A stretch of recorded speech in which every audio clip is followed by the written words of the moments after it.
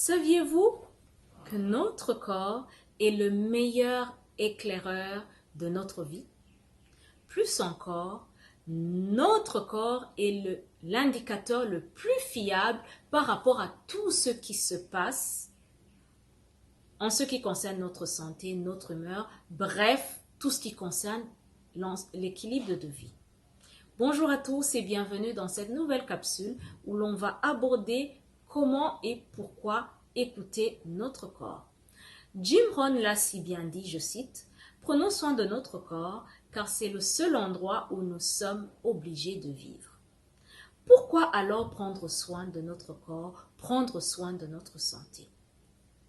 Ici, je vais représenter notre corps comme une voiture. Pour toutes les personnes qui possèdent des voitures, vous savez mieux que moi que toute voiture a besoin d'être entretenue, vidangée pour pouvoir exercer ses pleines fonctionnalités. Notre corps a besoin également d'être entretenu et vidangé pour exercer également ses pleines fonctionnalités. À l'image toujours d'une voiture, notre corps a besoin d'être entretenu extérieurement par un bain au quotidien pour enlever toute la saleté extérieure. Notre corps a également besoin d'être entretenu intérieurement par exemple des cures de détox pour éliminer toutes les toxines déjà accumulées. Notre corps a également besoin d'être vidangé par une hydratation à l'eau et une alimentation saine axée plus sur les fruits et les légumes. Notre corps également a besoin d'être entretenu par l'activité physique régulière. Bref, tout ça là dans l'optique de garder notre corps en bonne santé. Ici, je me rappelle comme si c'était hier, quand j'ai commencé mon voyage vers un mode de vie sain. Oui, j'appelle ça un voyage parce que c'est un parcours de vie où nous sommes appelés à s'améliorer de jour en jour. Ma raison à l'origine de ce voyage était la perte de poids parce qu'à un certain moment, je ne me sentais plus vraiment à l'aise dans mon corps. Je ne pouvais plus supporter le regard des autres parce que je me sentais très mal à l'aise. Je vivais vraiment mal mon surpoids et aussi je perdais de plus en plus confiance en moi, sans parler de l'estime de moi-même qui avait complètement disparu. Mais à peine pris certaines habitudes de vie saine par rapport à l'alimentation surtout, j'ai vite expérimenté un bien-être intérieur et extérieur inégalable par rapport à un bon sommeil, à mon dynamisme, à mon éveil, à mon enthousiasme et même ma peau vraiment a complètement changé.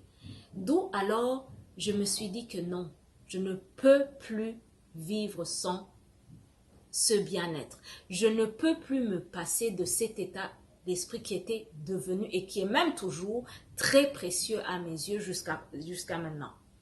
Mais hélas, comme tout voyage, toutes les routes qui mènent vers un mode de vie sain ne sont pas tout droites. Non. Il y a plusieurs obstacles qui font que nous abandonnions à chaque fois, mais ça, ce n'est pas le mauvais côté de la chose. Non. Des fois, on tombe, mais le plus important, c'est de vouloir toujours se relever à chaque fois qu'on tombe.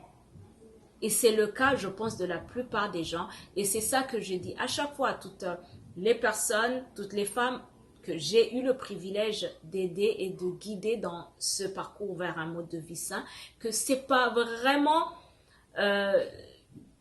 une vie toute tracée. Non, on apprend chaque jour. On apprend d'abord à se connaître, à connaître notre corps, à connaître ce qui va mieux avec nous. Parce que ce qui va mieux à moi, c'est pas ce qui va mieux à vous. Donc, fort heureusement, notre corps est très intelligent pour pouvoir détecter vite ce qui ne va pas de ce qui va le mieux pour nous. C'est là où alors on se verra dans un état où notre corps nous renvoie à chaque fois de petits signaux pour nous signifier que si, par exemple, on mange ça, on se sent plus à l'aise. On a des problèmes de digestion. On a un problème de sommeil. Ça, je vais relater ça là, par exemple, à une personne qui a contracté qui vient de contracter la malaria ou bien le paludisme. Cette personne va a priori connaître quelques frissons, une petite fièvre, une perte d'appétit, mais tous ces signaux-là sont disparates. Mais une fois non traités, ils vont vraiment générer une souffrance soutenue. C'est le même principe. Si on apprenait à vraiment écouter notre corps, parce que à chaque fois notre corps nous renvoie des signaux qui sont par exemple des difficultés à dormir, un excès ou un manque d'appétit, une fatigue intense, des courbatures parfois. Tout ça là, ce sont des signaux pour nous indiquer qu'il y a quelque chose qui est en train de rendre inconfortable notre corps par rapport à l'exercice de ses fonctionnalités. Mais malheureusement, l'on a souvent tendance à ignorer tous ces signaux, ce qui nous mène droit vers le mur, parce que c'est là où on commence à contracter les maladies chroniques telles que le diabète, l'hypertension, même certains cancers, parce qu'on a longtemps ignoré tous les signaux que notre corps nous a renvoyés. N'est-ce pas qu'il y a personne qui tombe malade d'une seconde à l'autre? Il y a d'abord quelques jours qui précèdent la vraie maladie où on ne se sent pas à l'aise, où on commence à se sentir vraiment pas confortable dans tout ce que l'on fait, mais on se dit que c'est quelque chose qui va passer. C'est peut-être de la fatigue, j'ai beaucoup travaillé, c'est peut-être qu'il fait trop chaud. On s'invente toute raison.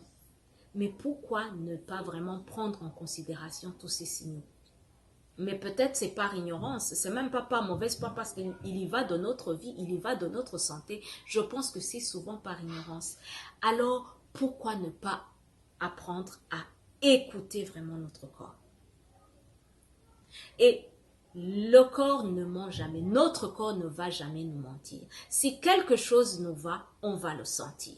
Si quelque chose ne va pas, on va également le sentir. Mais seulement, toutes les choses, voire plusieurs choses qui nous rendent vraiment mal à l'aise, sont des choses auxquelles on a du mal vraiment à abandonner. On a vraiment du mal à abandonner des plats succulents.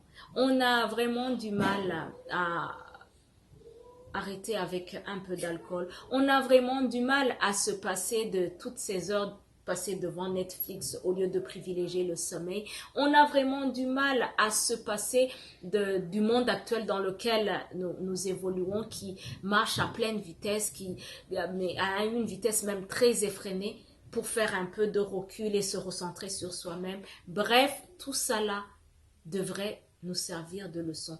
Pourquoi la médecine évolue, mais que les maladies chroniques évoluent plus que la médecine? Est-ce normal? Pourquoi ne pas se poser des questions? Pourquoi ne pas se donner le temps d'écouter notre propre corps? Qu'on me le dit souvent, mieux vaut prévenir que guérir. C'est pour ça que pour prévenir, la meilleure solution est d'écouter notre corps. Sachons savoir ce qui nous va le plus. Sachons écouter ce qui nous rend mal à l'aise. Oui, je peux vraiment aimer un verre ou 2 verres de vin, mais une fois que je prends ça, je sens de l'inconfort au moins 2 jours de suite. Ça, c'est déjà un signal. Oui, peut-être quelqu'un avec qui je prends souvent le vin n'a pas cette sensation. C'est normal que la personne-là va continuer à prendre son verre de vin. Mais moi, qui ai déjà ressenti que ça ne me va pas, pourquoi ne pas arrêter avec ça? Alors, je vous souhaite à tous d'apprendre à écouter notre corps, de prendre soin de notre corps, comme Jim Rohn nous l'a dit, en nous inspirant de vraiment y prendre soin, parce que c'est le seul endroit où nous sommes appelés de vivre. Et sur ce, je vous dis à très bientôt pour une nouvelle capsule.